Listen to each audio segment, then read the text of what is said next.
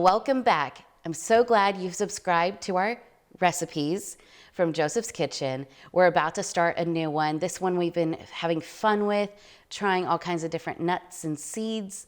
This is one thing you need to just be playing with at home. That's why we encourage you, take these recipes, take them home, and don't let it just sit there. Start having fun with it and playing with it so you kind of have an idea what you're doing. But again, it's so simple. You can change things around however you like. The most important thing putting into your bread recipe is to put the liquids in first. Now here's why. If you were to put the flour in first and then your liquids, and it starts spinning and it starts mixing everything together, it may not get the liquids all the way down to the bottom to pick up that flour. So that's why we always start with putting our liquids in to your bread pan first. So let's get started. Here I have a warm 2.5 cups, sometimes a little bit more depending on where you live and the climates you're at. But here I put a little bit more than 2.5 cups of warm water. Now, the warm water helps activate the yeast, but it also helps keep the honey liquid so it doesn't get stuck. So we'll go ahead and add in our honey. We'll add in our tablespoon of yeast. And again, depending on your climate, your tablespoon of yeast can change. We'll go ahead and add in our teaspoon of salt. Some people like it a little bit more salty. Again, this is just, start however you like and get a feel and play around with it. There is no right or wrong way. Keep it simple. And we're going to mix that right up. And this will help getting that yeast activated. For this type of bread, I like to do it this way. Sometimes we can just pour it all in the bread pan, hit play, and that's all we need. Now I'm gonna let it sit in the bread pan for a little bit while we work on our other ingredients. Okay, now we wanna go ahead and dish up our flour. What we're gonna do for this one is a little bit of red and a little bit of white.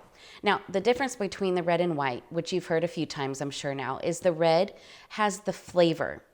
The white has a little higher protein content that helps the bread to rise. So today, actually in most all of our recipes, we try and equal it out to where you're using a little bit of both. So we're gonna do 2 cups of red and 1 cup of white. There we go. Lids are gonna fly off on me. So 2 cups of red berries.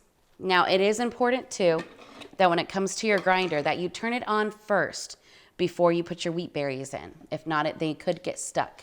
2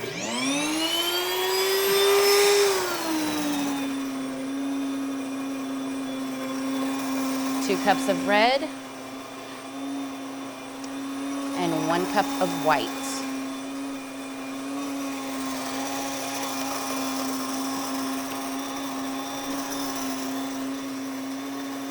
I'm gonna let that finish grinding. Now, another important thing is when it's done and you take that lid off, make sure it's done grinding and you turn it off and let it wind down for a few seconds, unless you want flour all over your kitchen. My kids found it funny when I did that one time, and it was fun cleaning up as well. So make sure you don't do that. You'll hear it start to spin down and wind up here a little bit, and that means it's done grinding. Hear that? Now we're done.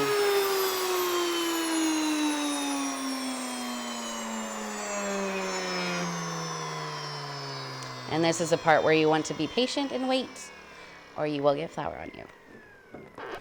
Okay.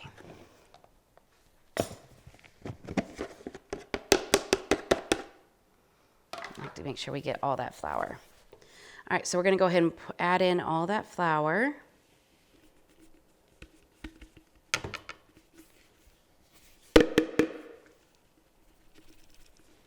There we go. All right, now our oil. You can add that oil before, you can add it after. It doesn't really matter there, but we are gonna go ahead and add in 1/2 cup of oil.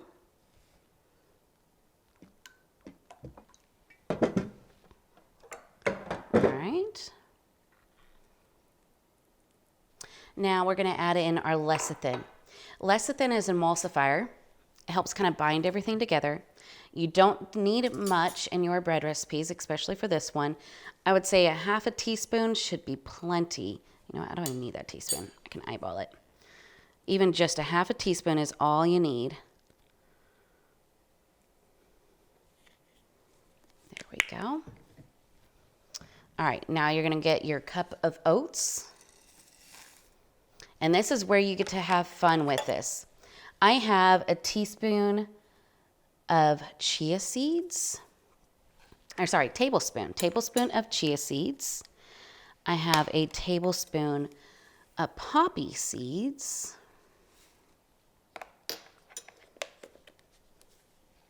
I did a half a cup of all of these other nuts. I have pistachios, half a cup of sunflower seeds, and a half a cup of pepitas. Again, you can kind of just play with that. If you want a little more, a little bit less.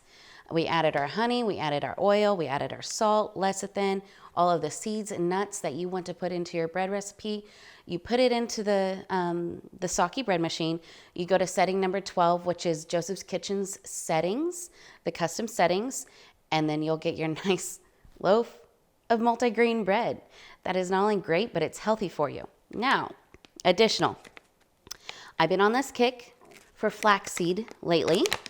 After really reading and digging in the importance and how healthy it is for you, and what perfect way to add it into your daily nutrition by putting it into your bread recipes that you're making.